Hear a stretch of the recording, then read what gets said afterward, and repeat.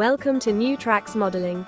New Tracks provides unique mentoring opportunities to enhance your modeling skills by connecting with talented modelers and manufacturers from around the globe who generously share their knowledge and artistic expertise. Build your confidence, refine modeling techniques, and share your projects with a supportive community of fellow modelers, all while enjoying the world's most rewarding hobby. Join us every Wednesday at 7 p.m. Eastern on Zoom and YouTube for our free live program. Missed a program? No problem. Individual show segments are uploaded to YouTube for convenient on-demand viewing.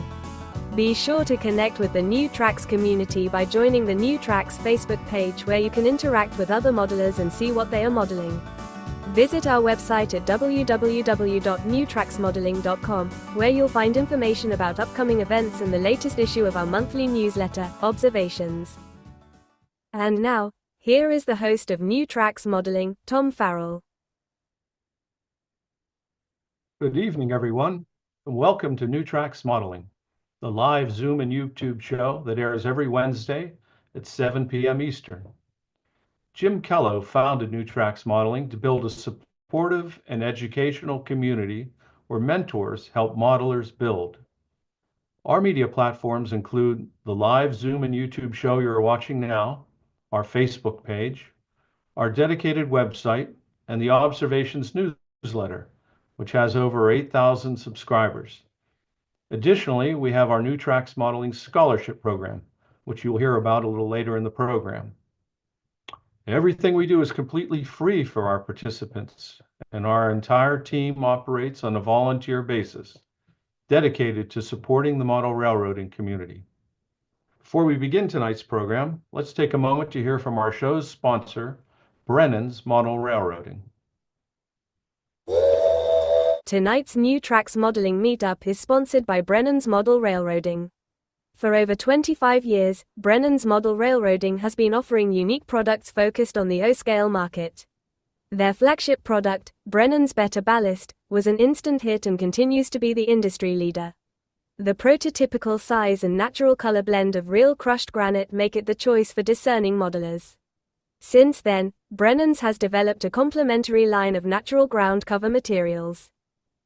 Brennan's also has craftsman kits that anyone can build. The complete photographically illustrated instructions assume you've never done this before, and explain in step-by-step detail how to create an outstanding model. The Frank Ellison Tribute series of kits are amazing additions to any layout. These kits take Frank Ellison's scratch-built iconic structures to a new level using modern methods and materials with Dennis Brennan's additional details and amazing instructions. See the complete line of products on the Brennan's Model Railroading website. Use the QR code to visit.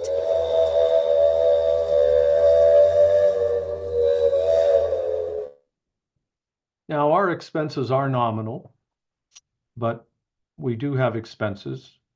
And people like Brennan's Model Railroading make the show possible. And our participants and our viewers, I encourage you to support our sponsors, particularly Brennan's. Go on his website and have a look. A lot of interesting things there. Next, I'd like to review our program for this evening.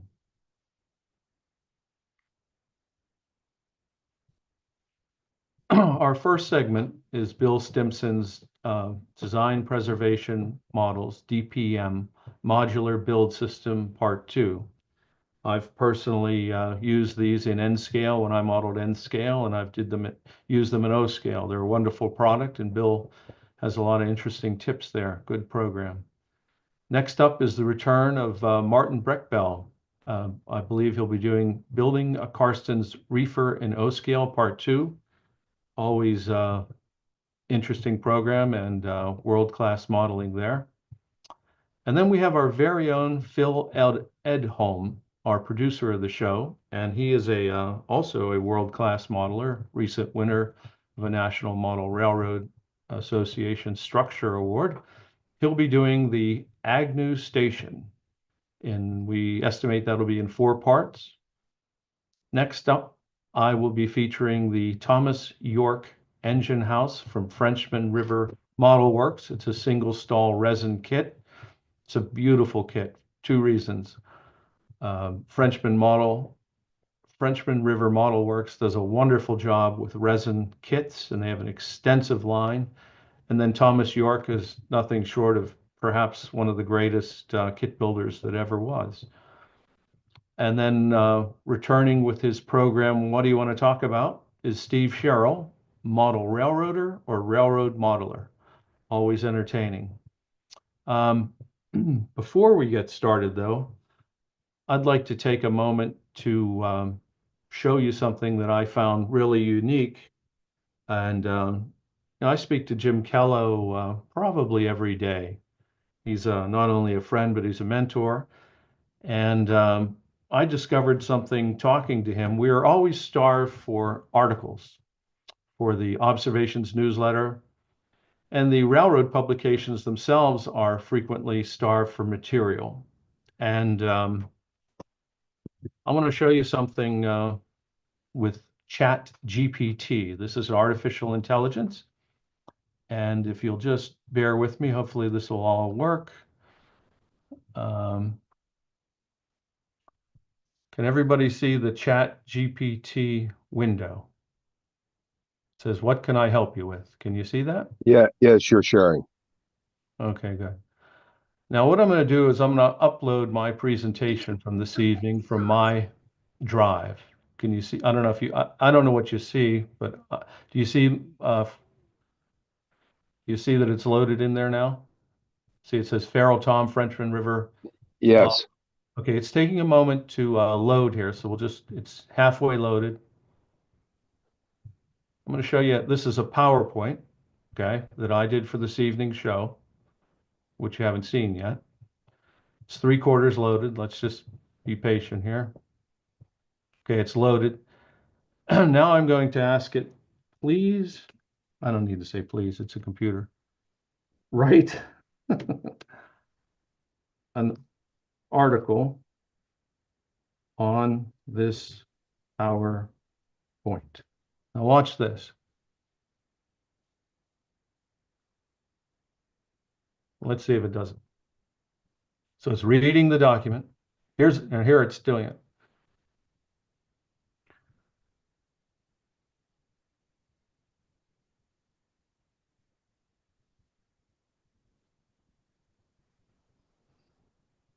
Be amazed. So it's read the PowerPoint, went through the PowerPoint, and I can say, expand on this.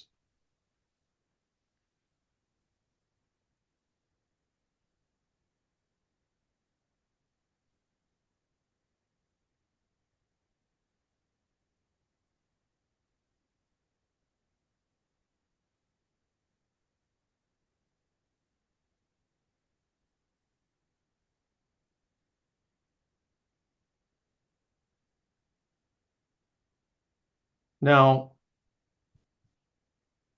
quite honestly, this is an amazing technology, and it can be applied to new tracks. New tracks is, as we say, always on the leading cusp of things. This is something that I think we should all explore. There should not be any excuses anymore for starvation of material in our newsletter. Anyone that does a presentation on new tracks can load up Chat GPT for free or any one of the AI engines. The only ability you need to do is the ability to drop your PowerPoint file in the window like I did, into the communication window, just like you're doing a Google search. Instead of doing a Google search, you're popping the PowerPoint into the window, and then you tell it what you want to do. Write a 1-page, write a 2-page, write a 3-page article, and voila, you've got one. Now you got to go in and proof it, make sure it's all good, but 95% of the work is completed. Like take a minute, see, take some comments on this. Anybody Was anybody aware that you could actually do this sort of thing? Yes, Yes. very Really? aware of it. Does anybody did it? Yes. Yes. So you've No, taken power- no, I just reject manuscripts that come in that were written by chat. You can't tell that they're written by chat. Actually, you can. We have Well, you can- software. We have software at my journal that checks for that. Well, let's put it this way. And there were no photographs with your article. Well, you can add you guys are missing the point. Let's start all over. The idea is that if you do a PowerPoint, right, and you want to jump start on your article, this is a quick and easy way to get the basis of an article. You can go in, reword it, make it your own, add the photographs, and use it as a tool. I'm not suggesting you use it as it spits it out, because yes, to Martin's point, it uses peculiar words like aim or goofy words and things. But the point is, every one of you out there is a potential author, every one of you. And it'll get you 75, 80% of the way. It's taking your work and interpreting it into an article. So I'm just suggesting entertain the possibility of submitting articles not only to observations, but to the railroad publications. If you've ever wanted to be published, that's a quick way to get on board with that. How's that sound? Great. Well, our first presentation is Bill Stimson, the DPM N-scale modular system. But before we do that, I would like to run our scholarship video and then have some words from Bob Davis.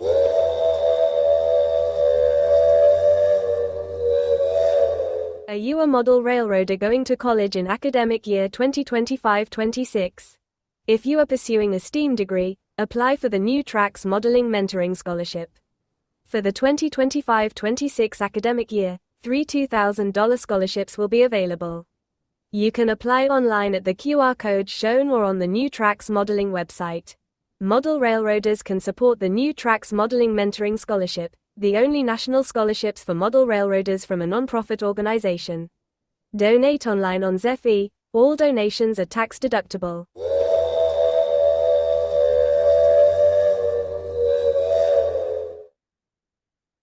Bob, I'd like you to address our New Tracks scholarship.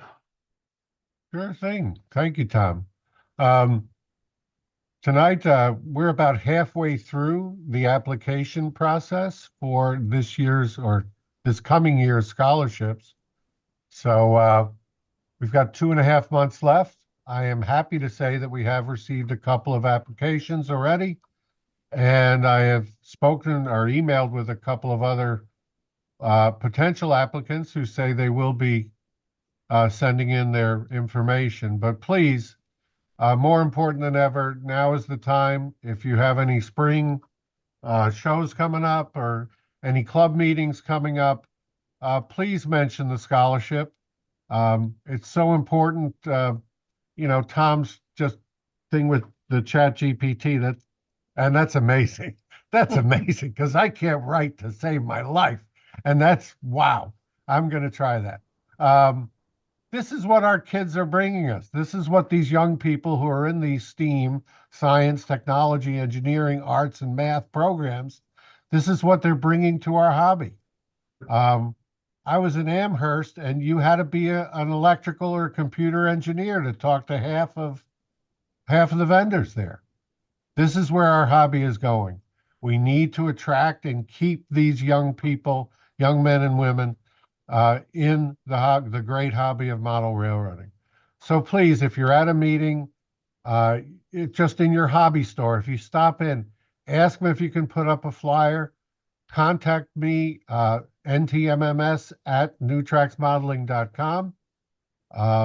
I'll be happy to send you the artwork. I'll be happy to print them out and put them in the mail to you. We also have the banners if there are any shows coming up that you're participating in. And it doesn't have to be a big show. It could just be a regional show or church show, whatever it is. But if there are people there, especially young people, who may be showing up for any of these events, this is when we need to get the word out. So obviously the money's important, but this time of year, we owe it to those who have been so generous to us, the companies and the individuals who have allowed us to offer for the second year in a row 3 $2,000 scholarships.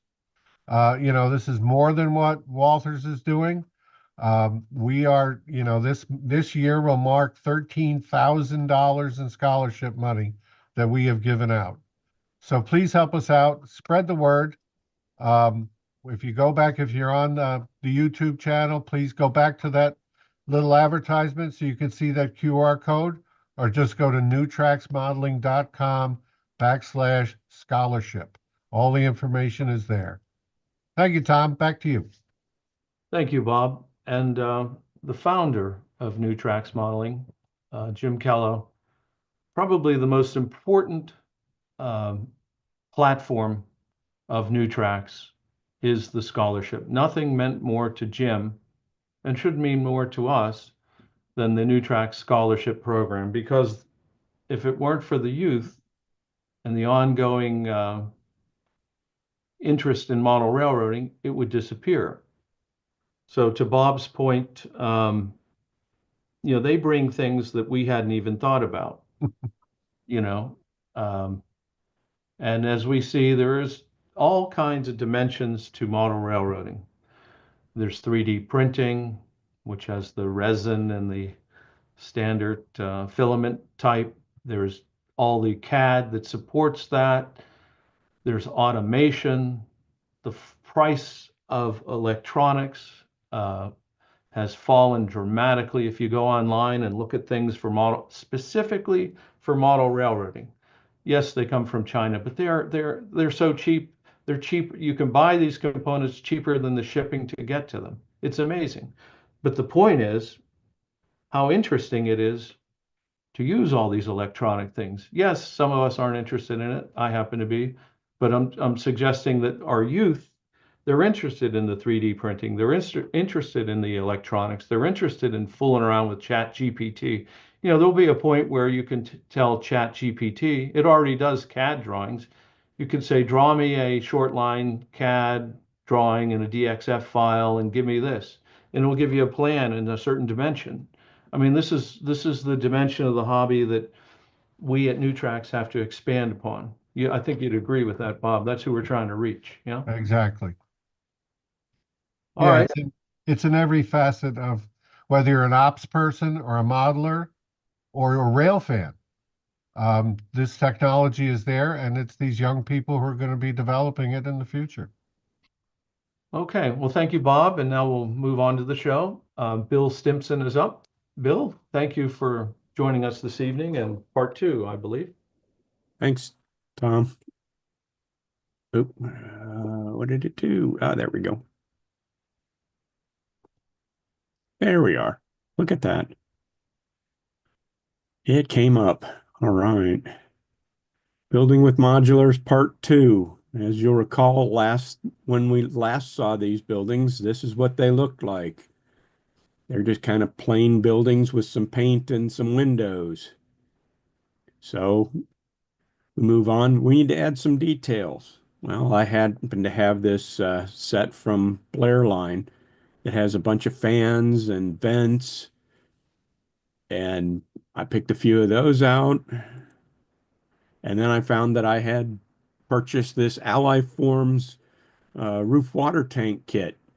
It's a bunch of white metal castings, and actually builds up pretty nice, as you can see on the right, with a little bit of care and some paint. Looks pretty much like a wooden water tank. Here are all the detail parts that I've now painted and assembled. You can see the fan, a couple of vents, some ladders, some people. The 3 of them were just unpainted, and I've added a coat and a face and, an end scale, you don't have to paint a whole lot of detail on a figure because you can't see the damn thing. There's a stovepipe from our rail scale models, a couple of lights that I'm not sure where they came from, and some vent pipes. And all of that goes to help make the roof look a little less boring and the building look more like it's lived in. The other thing it needed is some signs. Well, printed up a sign here. And 2 weeks ago, I went to a modeling with the masters with Clark Kooning, who many of you probably know, and he taught me a little bit about doing signs with tissue, not Kleenex, for blowing your nose, but tissue like the paper you would stuff in gifts and stuff. Well, you can see here's how I did the sign. You print the sign on the copy paper, and then I laid a piece of tissue over the top of it so that you can see through and you can make sure you line it up. Then this thing, I doctored up this photo to show there's tape, there's edge of tissue paper there, and I taped all the way around the damn thing. And then I printed it on the printer, and when I cut it out, there's the piece on the copy paper, and there's the sign on the tissue paper. And it does a really good job. Here it is. Unfortunately, I think I put it on a little too soon after I printed it, and I ended up with some streaks. But after looking at it for a while, I went, that accidental streaking kind of looks like some weathering. So we let it be. You actually use, to fasten this, you attach it with some full strength white glue. You don't use half strength or anything else. It just attaches with that. And then you can force it into the mortar joints of the brick a little bit with a silicone brush, which I found interesting. Then I realized after I was looking at the building, I went, well, oops, I forgot to put window stuff in. So I cut some window shades out of some tissue paper and glued it to the acetate and did it in various. So some windows have less shade and some have more, as you can see in the picture on the right, to make it look a little more lived in. And then I started adding the details. So you can see the lights over the two doors, the big fan. There's the stovepipe, the water filter, or water tank, I mean, some vents. The second sign I put on this side of the building. And now it's starting to look a little more like a real building instead of just a plastic model. So next step was to see if I can eliminate the elevation needed to get the loading docks more in line with reality. And I stumbled on a piece of cork that I'd found, 0.02 inch cork road bed or cork sheet that I got when I was at a military modeling show. And so I put that down, and then I put some, back, put some spackle down to kind of fill in the cork. And then I started painting, aged concrete on the sidewalks and the road on the left side, some grimy black for the asphalt, and some light brown for the dirt area. And I put the building back in place, and you can see that it's starting to look a little more like the trucks will back up to a loading dock, and you won't be loading onto the top of the truck. You'll be loading onto the bed when the doors are open. And then I decided I needed a billboard. So I started building. These are just some small pieces of strip wood to make a billboard. And then here we go. Now we're in progress. We're not quite there yet. I have still haven't printed a sign, but you can see from there that trucks are now backing up right about to the right spot on the loading dock. So I took it out and I added some ballast to the track and some grass and dirt. And now we're finished, sort of, because I discovered I didn't add a third sign to the other side.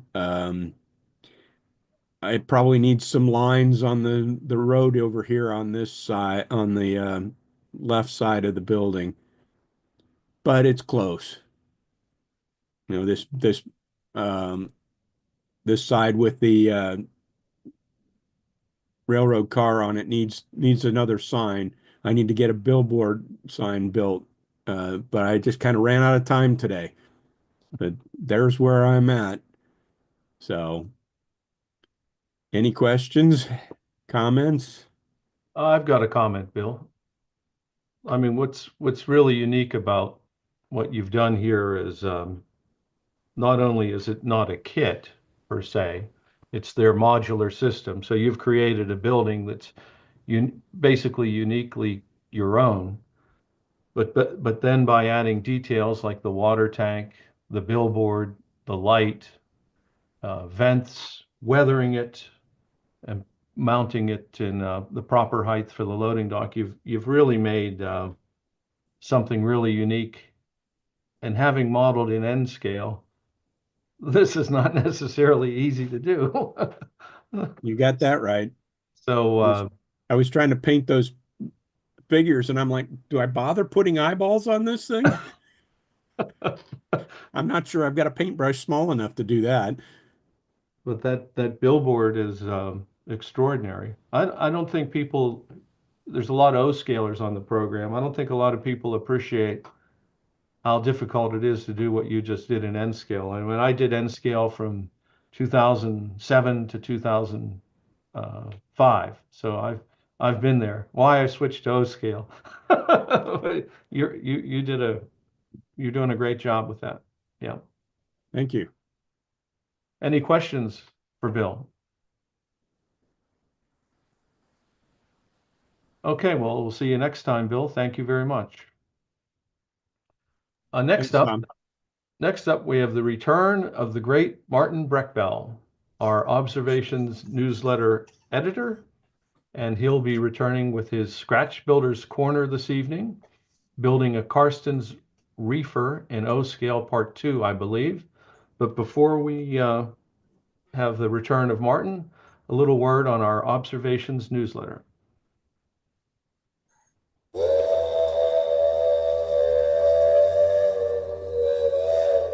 Get more new tracks modeling by reading the monthly Observations newsletter. Each edition of Observations includes exciting articles about modeling shown on the show, other modeling topics and prototypical railroading information. Other articles focus on outstanding model railroaders and new products from a range of suppliers. Don't miss the photos of the popular new tracks my build. You can download Observations for free from the New Tracks Modeling website. Subscribe so you don't miss an issue.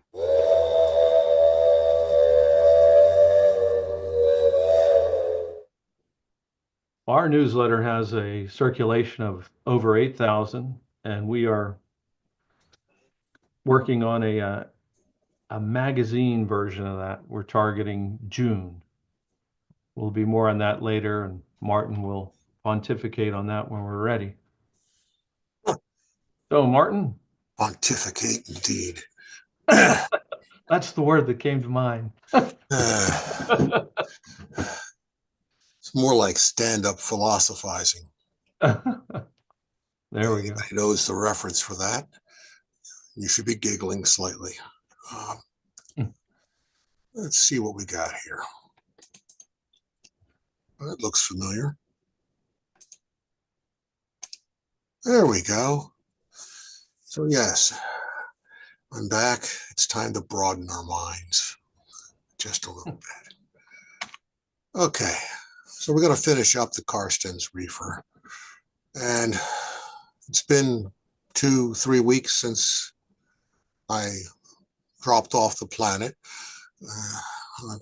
with my return, we'll have to figure out where I was. And I've added a few extras just for fun. So that's where we're going. This curious little, I guess, around 36, 38-foot reefer. I didn't bother to get too precise on size. When I laid it out and started building it. And that's about where we stopped 2 weeks ago. So it must have been 2 weeks ago because I wouldn't lie to myself on my own slides. Probably. So there's where we were. So it's just a, taking for those who didn't catch the first half, it's just a huff and puff kit. And we just shoved the hole for the door down at the far end on both sides and scratched together a door out of some other bits and pieces of wood and added a bunch of details and underbody.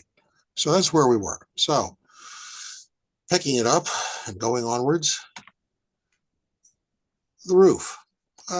These kits are kind of peculiar because you lay in this scribe siding on each side of a center board, and it comes up flush, and then you add roof walk boards, supports, and it looks like this, which is nowhere near anything close to prototypical for anything, but with the roof walk over it, you don't see it anyhow, so nobody cares. We're not going to worry about it. Coat of paint, roof walk over it, doesn't matter. Oh yeah, so there's the underbody. The basic K-brake system. I'm not sure where that brake cylinder came from. I think that's a San Juan 2-part one that I put together. Those look to be perhaps Berkshire Valley parts for the levers, which are no longer available, which is extremely sad because they're actually very, very nice parts. You can carve your own out of a little piece of styrene with and round the ends with a drum sander on your Dremel. It takes a few seconds. It takes minutes though if you catch your finger with a drum sander and there's blood everywhere. But it's a lot easier than not doing it at all. So the standard truss rod underbody with surgical silk holding it together. It's sort of up on. It's actually partially up on the queen posts. They'll all go up there later. Okay, so a coat of paint, and we stain the underbody, paint the metal parts black, and so on and so forth. That's a Minwax stain. I have no idea what kind of Minwax it is. Whenever I run low on the bottle, I just grab a can and top off the bottle. So the color is always changing over time. So over the years, my cars that are, or buildings that are stained with this, tend to vary a bit with time. The hardware for the doors, the kit was missing that stuff, but I scavenged that out of a Heel Line or All Nation parts. I'm not sure which it was, probably the All Nation parts. And these are fairly easy to work with. They're white metal castings. Pre-paint them. A little bit of goo and CA on the back, drop them into place with a pair of tweezers, touch it up later. The drip edge above the door, on the original picture, it wasn't straight. It was actually angled like that. So that's a bit of brass angle with a section cut out of it, bent at an angle and put back together to get that angled little detail. It's a rather distinctive little piece, and I thought it just had to be done to make this car look interesting. The rest of the parts are just, steps from, I think those are US Hobbies, and the grab irons. Grab irons are actually Northeastern. Once upon a time, Northeastern sold O-scale grab irons. They're very nice. I can't find them anymore, but the little bag I have said there were a gross of them in the bag for $1. So that's probably been a few years or decades. Hey, Martin. Yes, hey, sir. Martin. We've got Bill Hawk on our chat. Asked, whose turnbuckles are they? Oh, those are Tichy. Okay, the red brown ones. Those are Tichy. Part number 2004, I think. But if you look under O-scale on the Tichy website, they'll pop up turnbuckles. they're very nice. They'll hold up to I think they're cord for 25 thousandths wire. Martin, Yes, sir. are those bolsters rosin? Yes. Thank Those, you. yeah, I used to cast those all the time, and I probably have another 50 or 60 pairs of them. I'm not so sure about my resin source anymore. It was an industrial company that had a side door for hobbyists, and I think the side door disappeared over the course of the pandemic, and they've never brought the side door back. And I'm not interested in buying 5-gallon jugs of resin. Thanks, Martin. Yep. So there's the roof. And as I said, once you put everything up on the roof, all the little parts and bits, you don't really notice what's underneath the roof walk. You just pre-paint everything, glue it in place. Don't worry about it. You can touch this all up later. And at the end of the day, I overspray the entire car anyhow with clear matte or matte clear, depending on how you want to phrase it, out in the driveway with a can of Rust-Oleum. And today was a lovely day for painting, which is what I did. It was up to 75 degrees here, so you never miss a chance if it's up to 75 degrees to find whatever it is you have built over the winter and run outside and paint. And there, the decal, it's one sheet. That's one whole big piece. And you see all those little bubbles, they all went away. And I went back with a scalpel and actually cut this apart into little strips matching the scribe siding. And once you overspray it and everything, it all settles out nicely. Martin, Well, I have to say, I really don't like working with decals that are like 2 by 4 inches. Martin, Yes, sir. I've always been challenged with decals, and I've always seen people put down a gloss first. Did you just put this decal right over that flat? Oh, no. This was glossed first. You do. So that's Oh, the yeah. standard operating procedure. Put down gloss. Yeah, over painted wood, I'm going to either use a gloss paint or I'll hit it with a coat of gloss. The whole side of the model, or just Yeah, it's just easier as opposed to, then your later finish stays uniform. Okay, good tip. In fact, while I do that, I'll even spray a lot of the car just because then everything stays uniform. Okay. So yeah, you can see it looks a lot better afterwards. Except I tore a little bit of the decal with a scalpel. I didn't have a brand new blade in it, so there's a lesson to you too. If you're going to be cutting things like decals, even that little thin decal will rip if your scalpel is just a little dull. And just to make it more interesting, I put a set of Fox trucks underneath this. These are kind of scarce in O-scale, unless you really want to pay a lot of money for them. Finding the cheaper ones, good luck. When I luck into them, I grab them off the table, throw money at the seller, and run away laughing because they're just not going to be found otherwise. They're probably from the late 40s, early 50s. So they're Thomas. So they're older than I am. But oddly enough, they still roll downhill. But I do that as well. So gravity is a harsh mistress. Martin, I have a question for you. Yes, sir.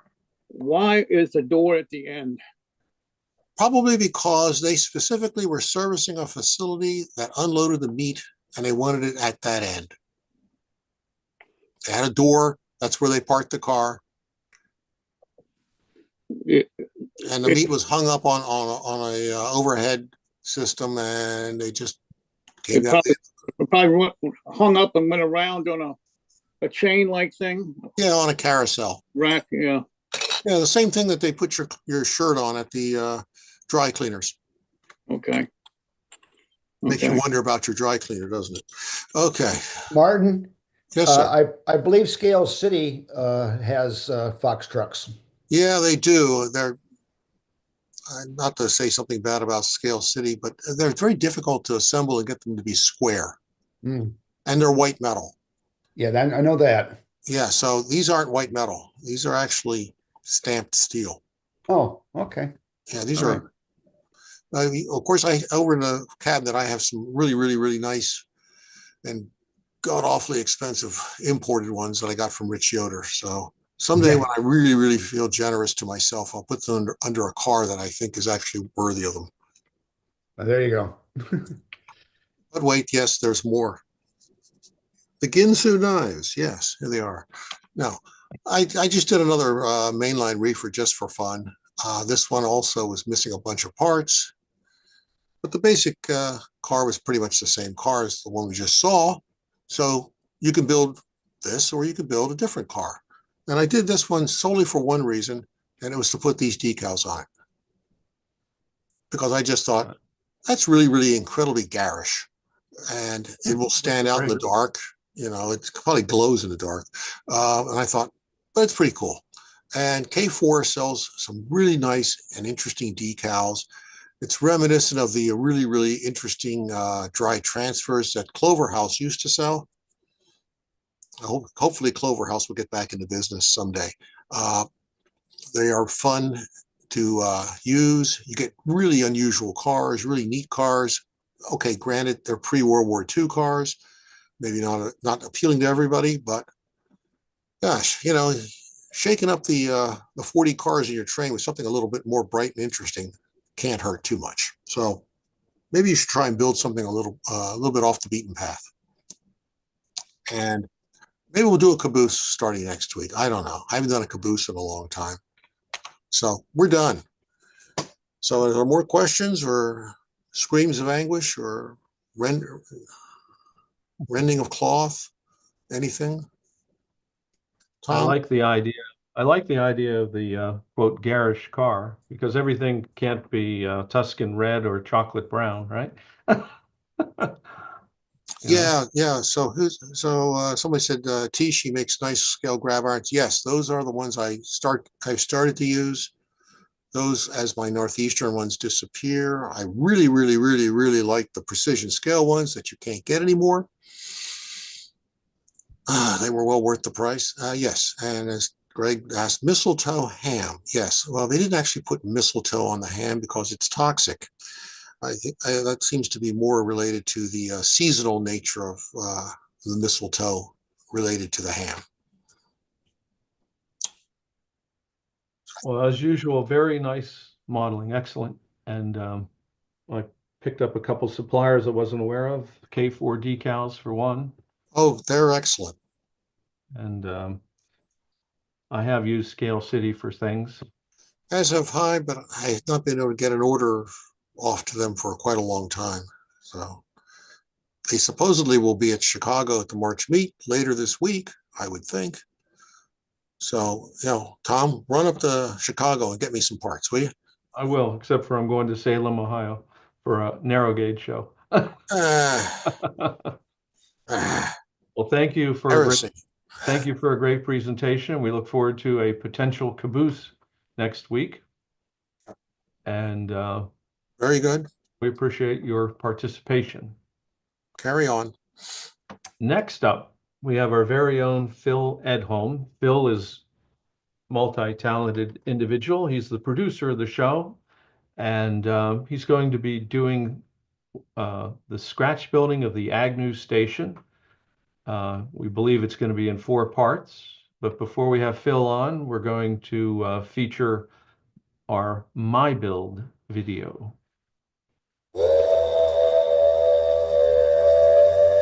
Don't miss the monthly New Tracks Modeling My Build event. My Build is where the modelers of New Tracks show what they have been building. See amazing modeling with some My Builds featuring specific topics for modeling. If you would like to have your models included in the My Build, please email your modeling photos to chriscourse@railrunner130@hotmail.com. If you are a first-time My Build participant, please include a photo of yourself.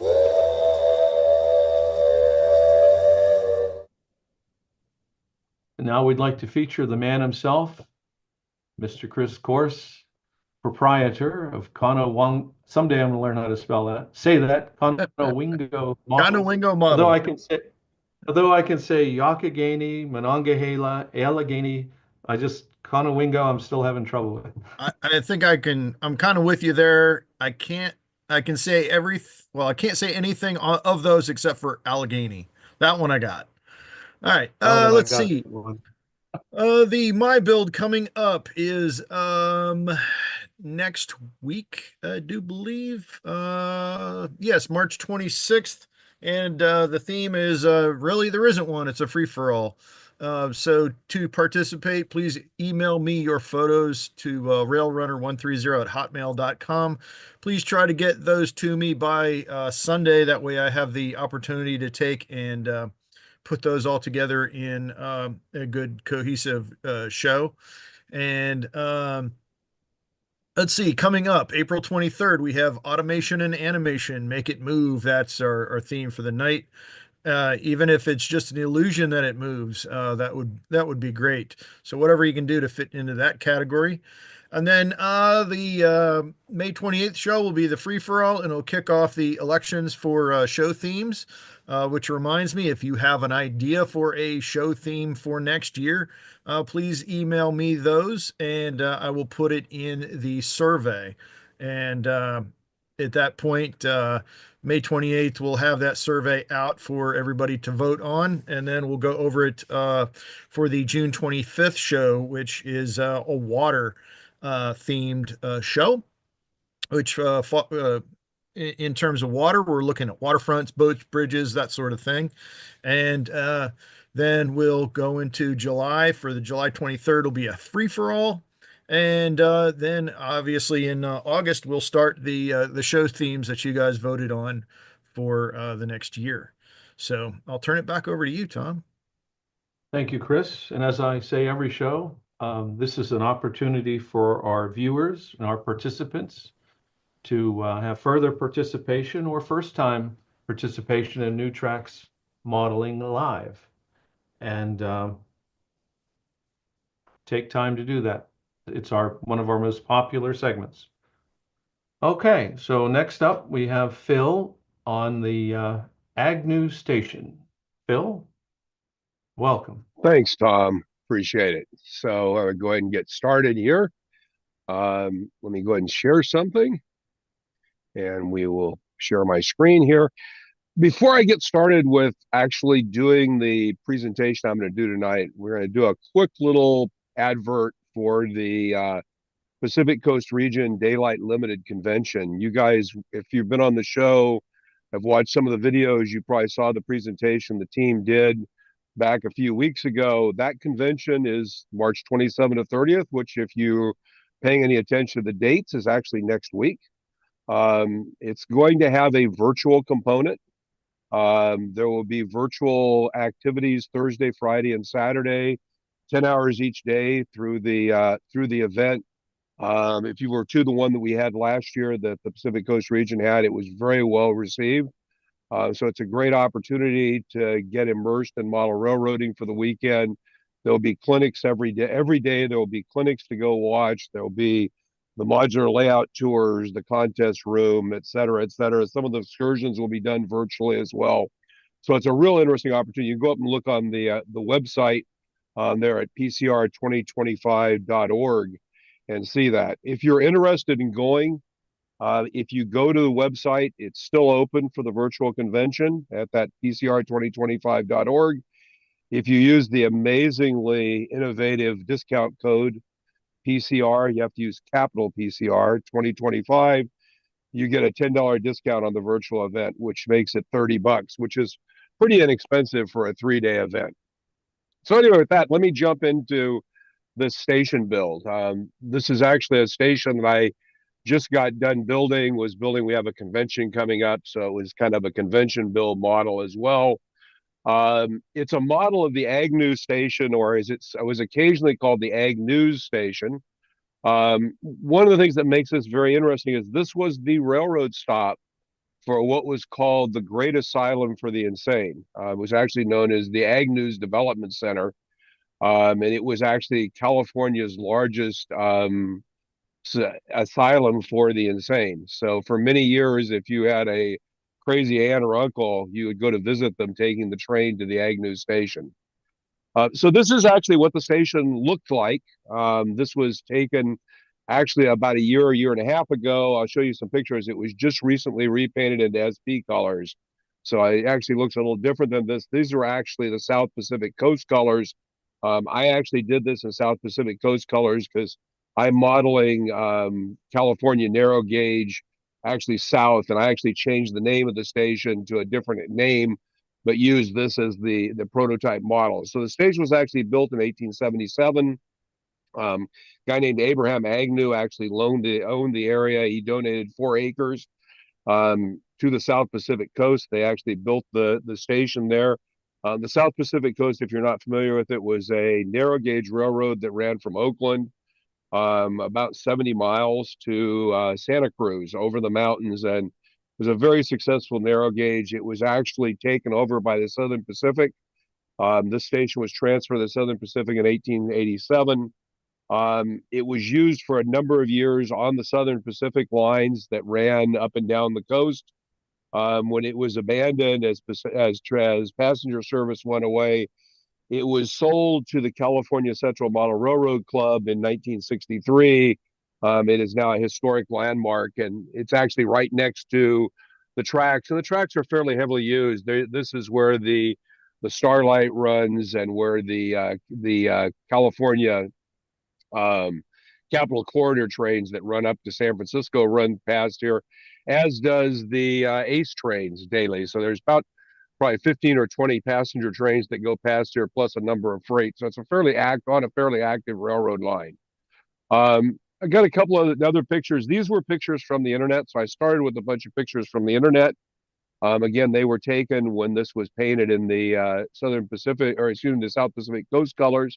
One of the things you'll notice from these pictures, if you look at the windows, you'll notice that the windows are not really windows at all. In fact, they're solid.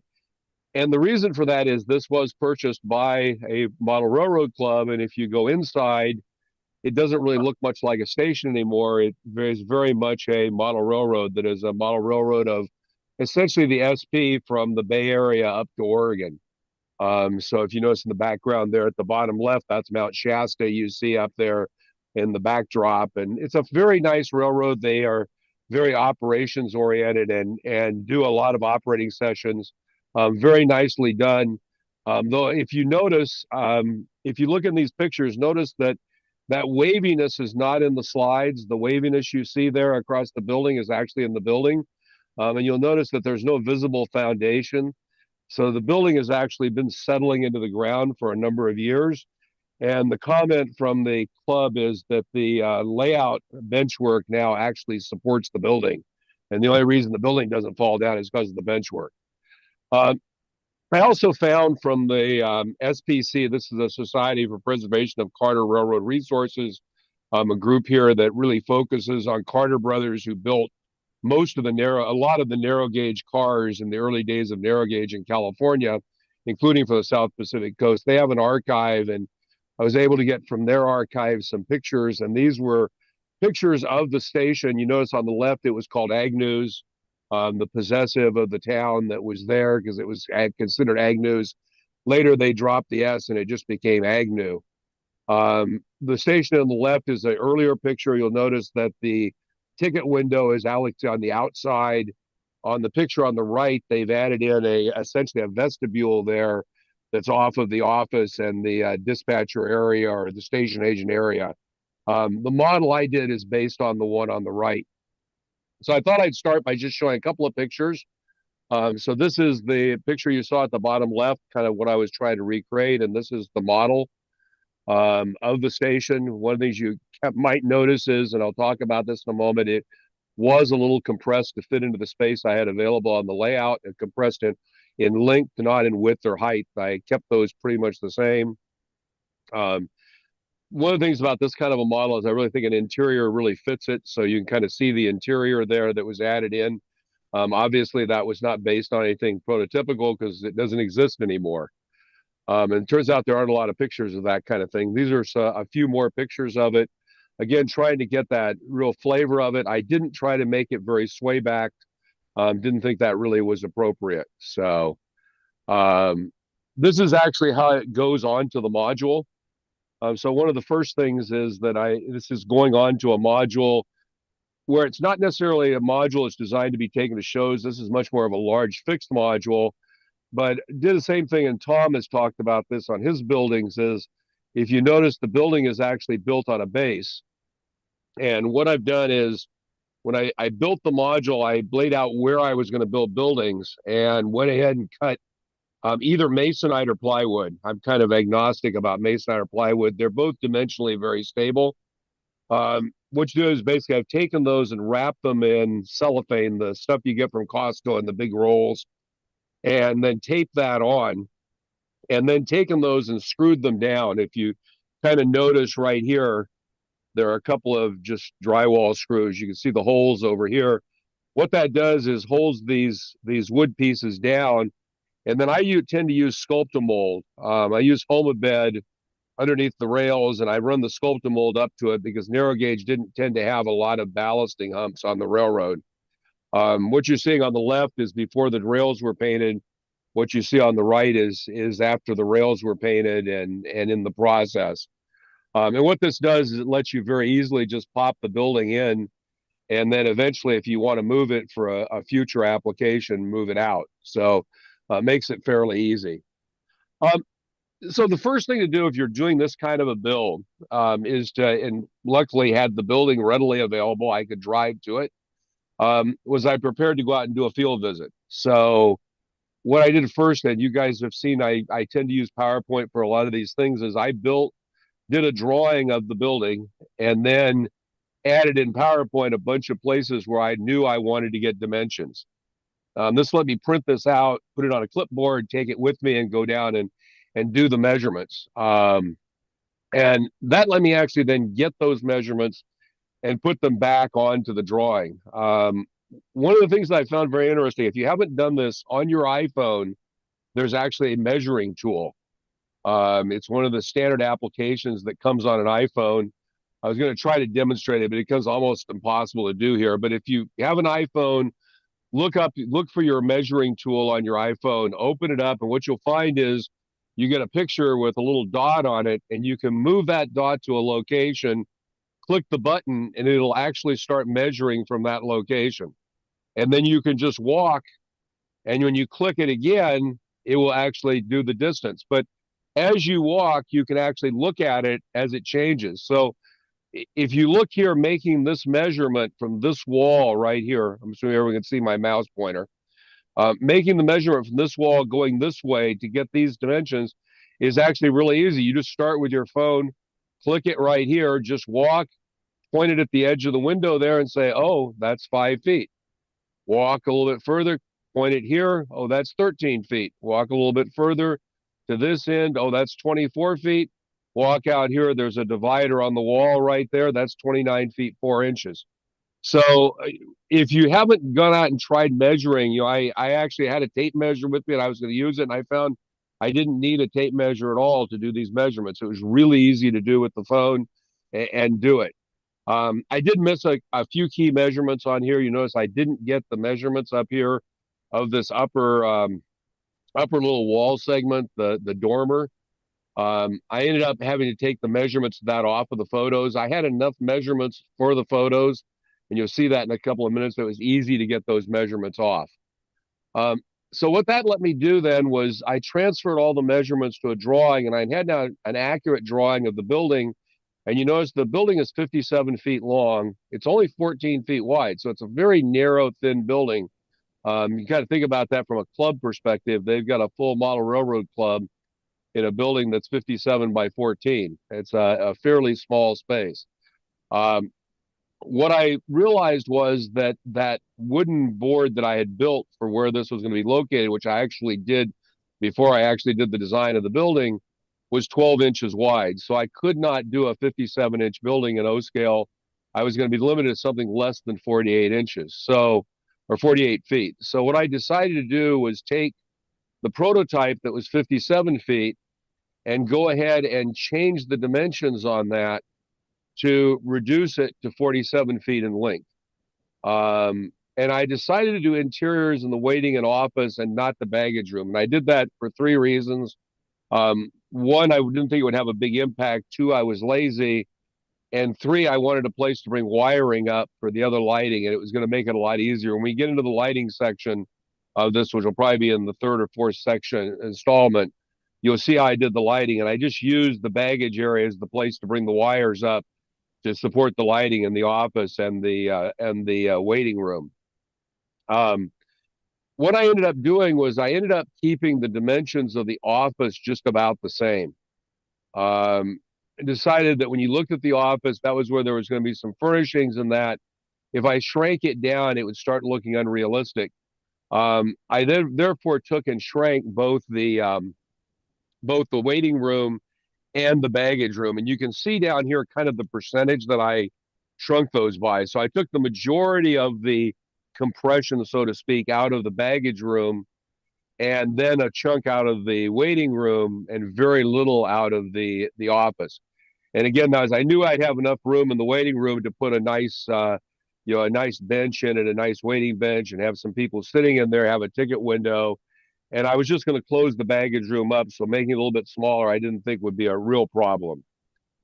So basically, at the same time that I was doing the measuring, I also took some photos. And one of the things that's interesting is that in the time from when all the internet photos were taken and when I went to take photos, the club actually repainted the building into SP colors. So these are pretty much standard Southern Pacific colors, which quite frankly probably were the colors the station was painted in for most of its life.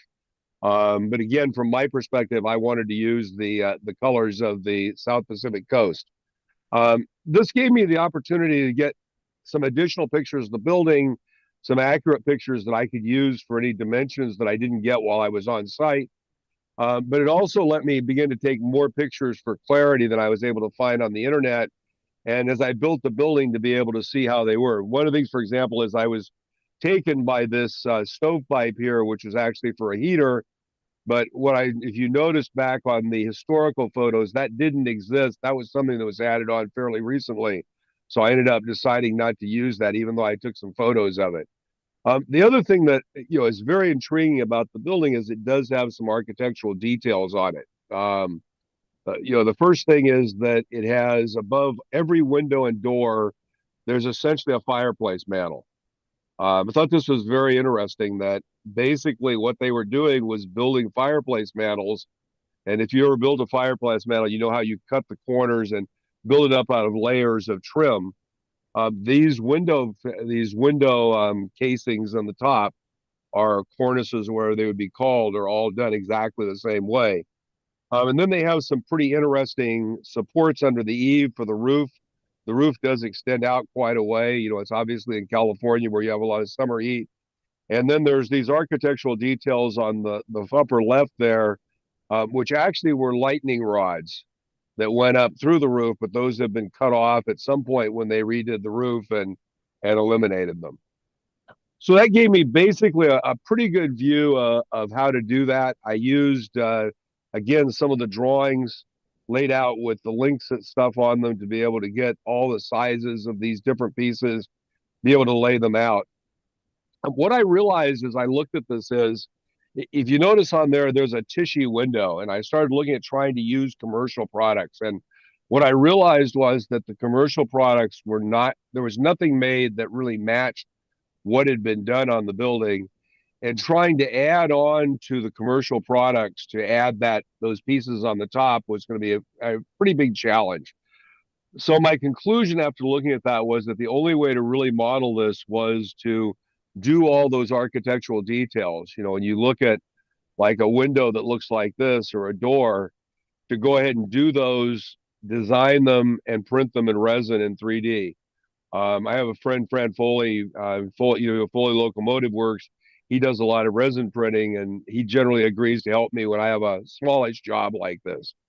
So, really the next step in this project was to take each of those elements and, for example, a window, and redesign it in CAD and design it in CAD as a single piece. Notice this is a window.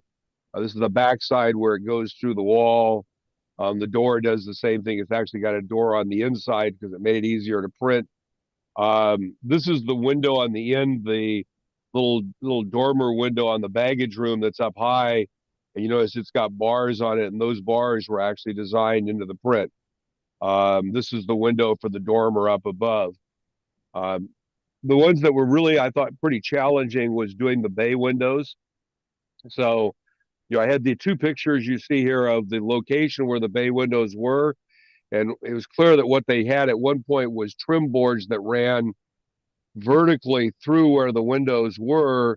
And then the windows actually sat in that area. So what I ended up doing was designing these are, again, 3D printed windows where the window frame doesn't have the trim in the middle. It's open so you can run the board through it and up along. And when you see the actual construction, you'll see that that's the way it worked. So, the key here to making this work was to take what was there and retranslate it into something that you could build, and then use a combination of real wood. So if you look at this, the siding here is Northeastern scribe siding. This is scale wood. I think these are probably 6 by 1 by 6s or 6 by 2s in O scale. And then the window here, the window frames are actually 3D printed and sit in between them. So I think it came together pretty well. Again, it's really just taking what you have. The designs here were done in FreeCAD. No matter which CAD program you use, it's not really a huge challenge to take the windows and turn them into something you can produce. Same thing for the details. So this is the lightning rod. It goes through a hole in the roof.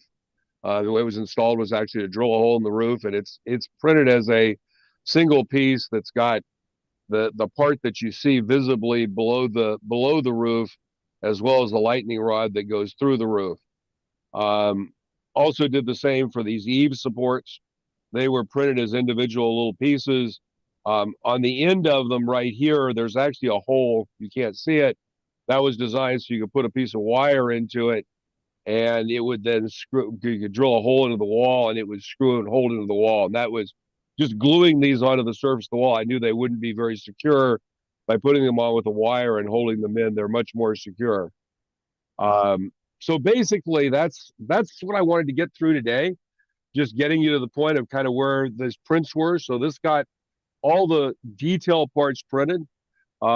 Next time we'll go through laying out and cutting the walls, choosing the paints for the walls, a little bit about the wall bracing, the exterior wall finishing, and then the interior.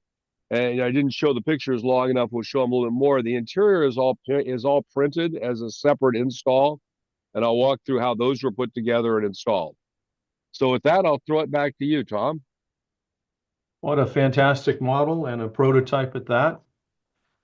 I think it's fascinating that the colors that you're modeling are the really were the temporary colors, because I think you're saying that it was originally the Southern Pacific colors, yeah?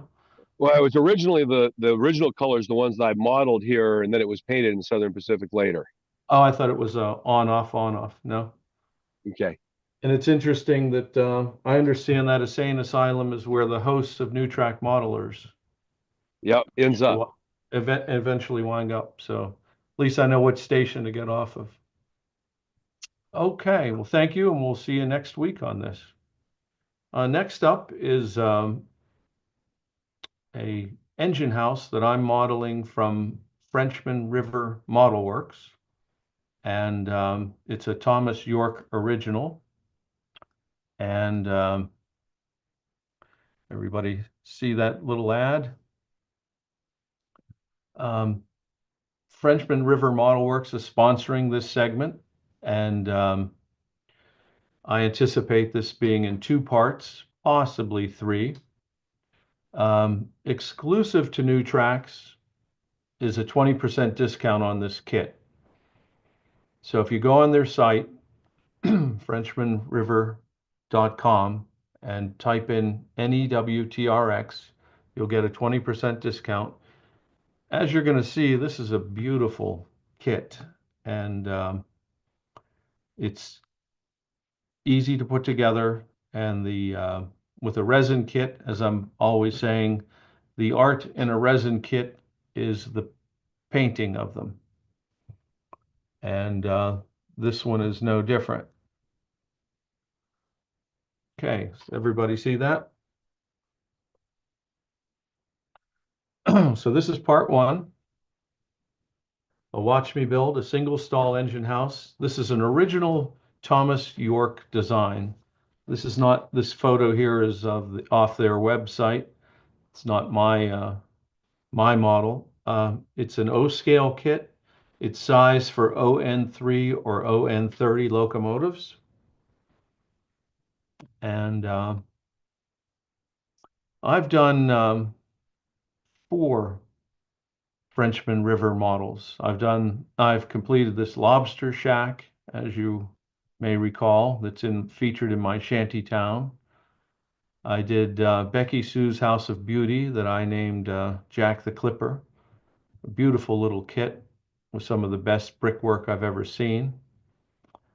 I did the Mickey Spillane building. These are all Thomas Yorke, these 3, or these, well, the Becky Sue's, the Mickey Spillane are Thomas Yorke originals that were reproduced at Frenchman River Model Works. The Mickey Spillane building is Tom Yorke's 50th anniversary model. He came out of retirement to do this, and it was the, he, in his words, the most complicated kit he ever produced. And I could attest that it was not a beginner's model, that's for sure. But it makes a museum quality modeler out of anyone that purchases it. And then I did a little lobster boat for my Salt River Basin. These are all they're all resin. They all range from, relatively inexpensive, the lobster shack, all the way up to this high-end kit. But there is a lot of value in Frenchman River. These are detailed like nothing I'm used to. So this is the single stall engine house. It comes in a nice box like that, kit number 5245. It lists for $89.95, which isn't such a bad price to begin with, but with the 20% discount, it comes in at around $72. And I can tell you it's definitely a value there. There's a lot to this kit. When you unpackage everything, they have everything wrapped in foam very carefully. These appear to be, I don't know if these are resin or 3D printed. They're a different color. I assume they're 3D printed. Not sure. Probably resin printed. But these are the 4 walls and the base. And you can lay your track in for ON3 or ON30. And they also give you the interior details, which is usually unusual for a kit. So these 4 packages basically contain a lot of interior details and make this thing really stand out.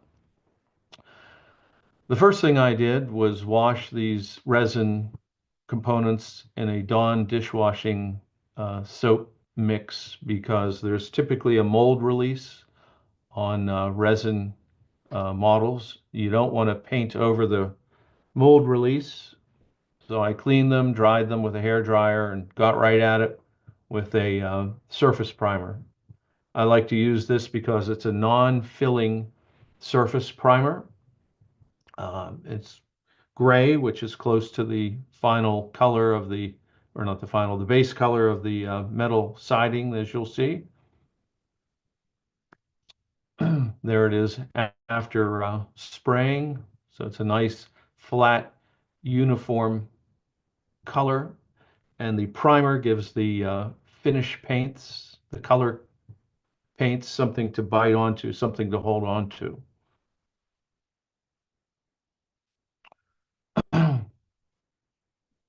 Now, I did originally spray these with I sprayed one component. I went and bought a spray can of Tester's model paint. I bought a silver, a chrome color. I couldn't believe it was $12.59 for this little can of paint. I hadn't bought a spray bomb in a long time, Tester's modeling paint. That seemed a little bit outrageous to me. And then when I sprayed it, it basically didn't give me the silver that I was looking for. It turned gray. So I went to the old standby, got out the poison elixir, the Floatwell silver paint, and it did a standout job of making this look like metal. So still has a place in my world, even though I don't particularly like using these solvent-based paints. It did a wonderful job, and that it doesn't hide any detail. So a combination between the Tamiya flat, non-filling primer and the Floatwell, no detail was really covered up.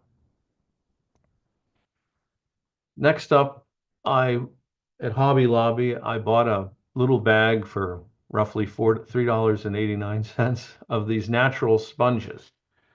As you'll see, a technique for rusting this corrugated siding. There's a lot of people like Jensen Models and all over the YouTube. They use these natural sponges.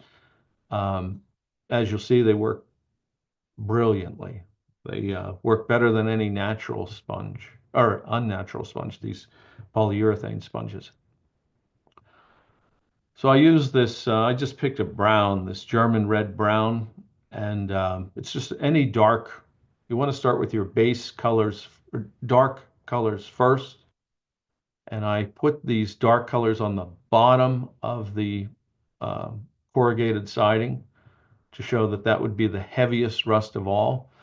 I simply put a few drops, half a dozen drops in a plastic lid, and then I dip my sponge in there, and I just sponged it very carefully in a layering process, trying to concentrate on individual corrugated pieces. And there's the sponge. Now, when I switch colors, I took a pair of scissors and I cut this off so I wouldn't muddy my colors, as you'll see.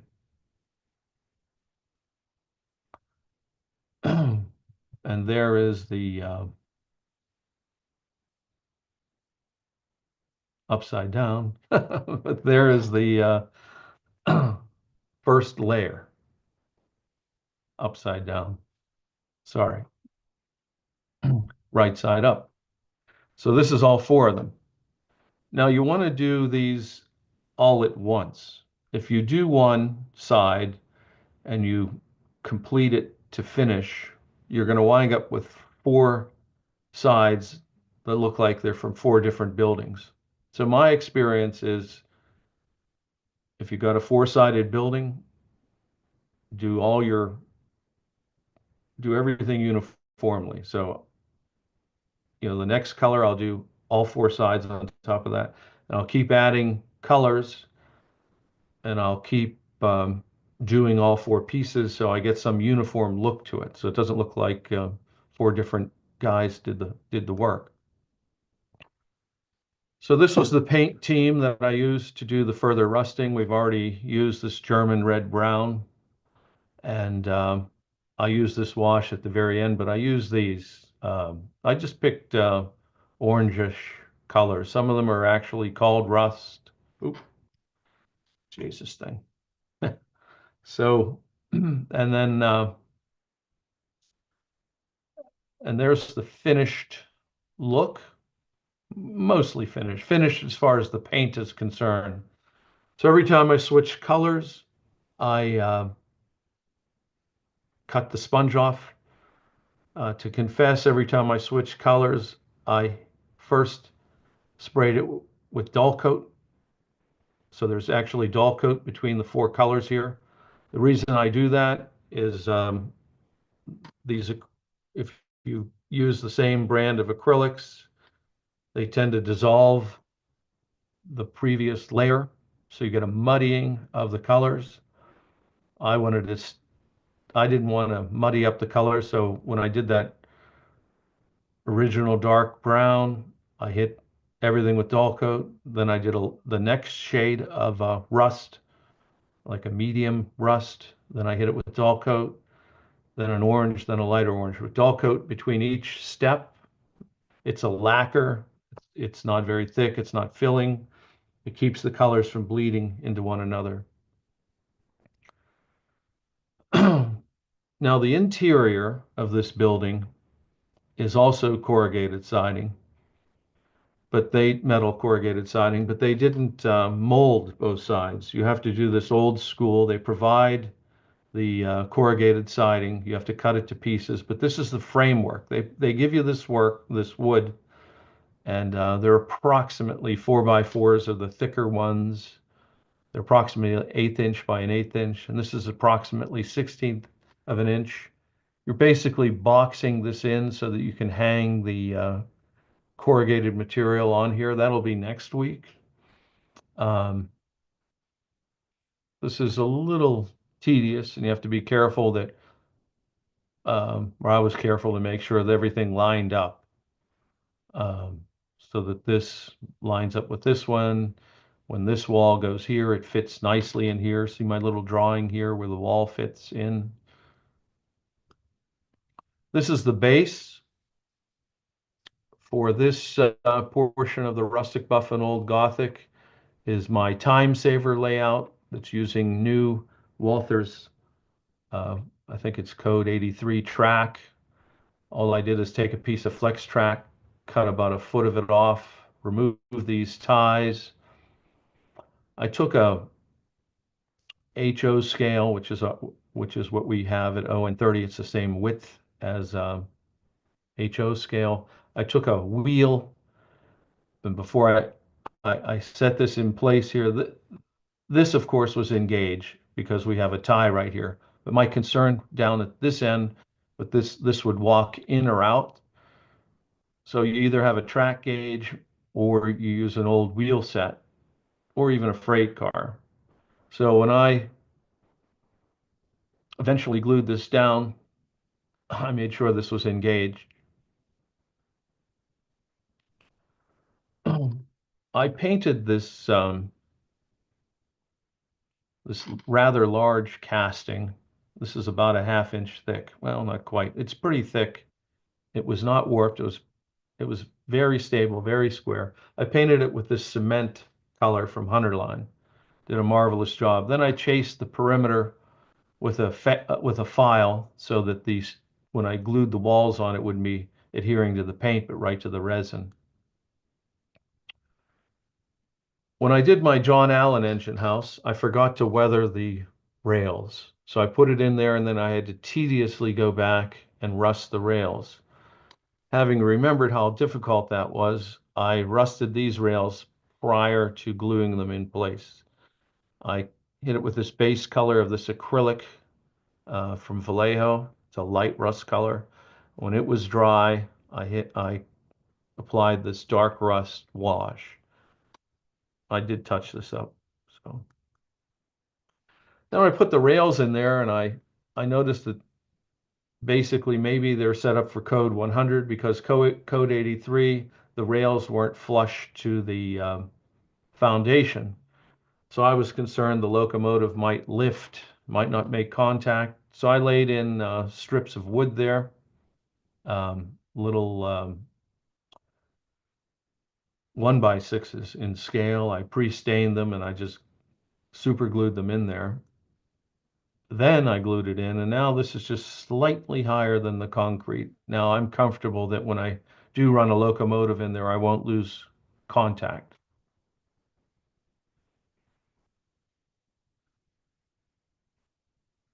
Then with a driftwood Hunterline stain, I weathered that slab. I would go back with pan pastels and further weather it. In fact, this looks like it had the pan pastels on it here. But I mean, you'd have to see it in person, but believe me, it really looks like, from that to this, it really looks like concrete. And then for my usual, after the pan pastels, I hit it with dull coat. I like to have everything sealed up. Just a habit of mine. Next, I began painting the trim and the windows. These are actually the 4x4s. This is molded in. All this detail is molded in. These are molded in. There's up close. Looks pretty rusty to me.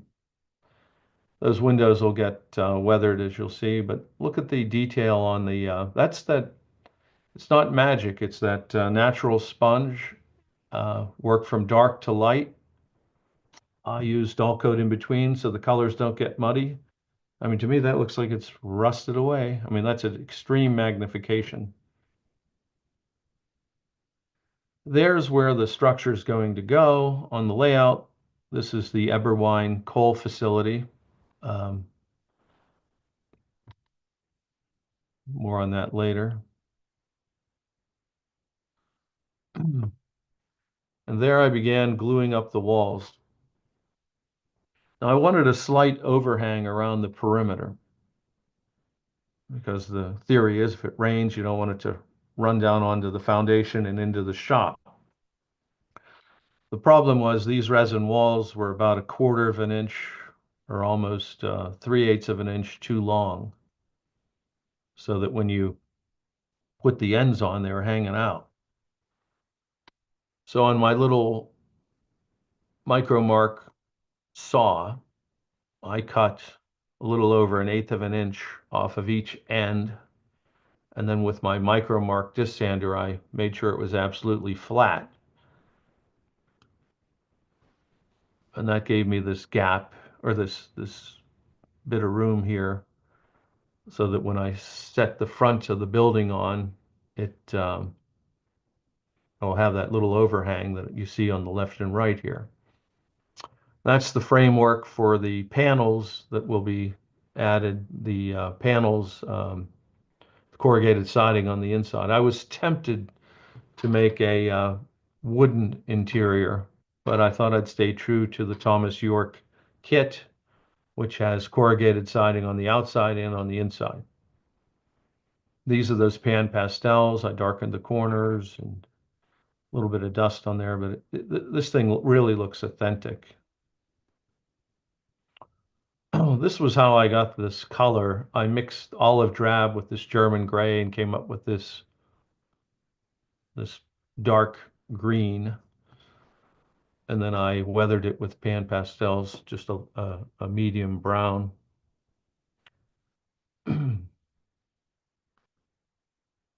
There's the back of the building. I'm going to make this with a removable roof. There'll be glass on here. You're seeing the back of the walls here, but it's a pretty handsome look, really. I mean, it looks like it's supposed to, really on the budget place to hide a little narrow gauge locomotive. The bulk of this foundation will be buried in the plywood. You'll see maybe 1/8 or at best 1/4 of an inch. These are the both two sides.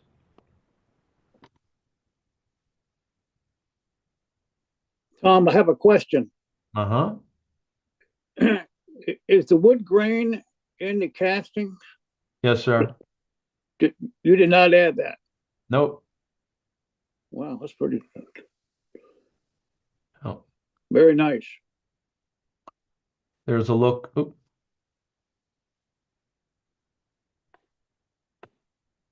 It's a really nice kit, you know. Hey, Tom. Yeah. What did you use to take the pictures and how did you get it from into your PowerPoint?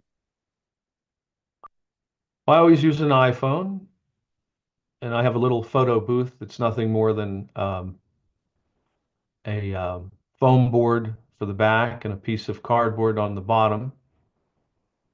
And if I'm taking the pictures in the daylight, my training room has plenty of light. If I'm taking them at night, I have a little photo light that shines down. They go into the iPhone, and then I just email them to myself. And on my new computer, this computer, there's a feature where I just take from the photos, instead of emailing it, it says move to your Mac, and it just brings it right over. And then I have a file on my Mac called Recents or Desktop, and I just, with my mouse, I drag the photo right into PowerPoint, and there it is magically.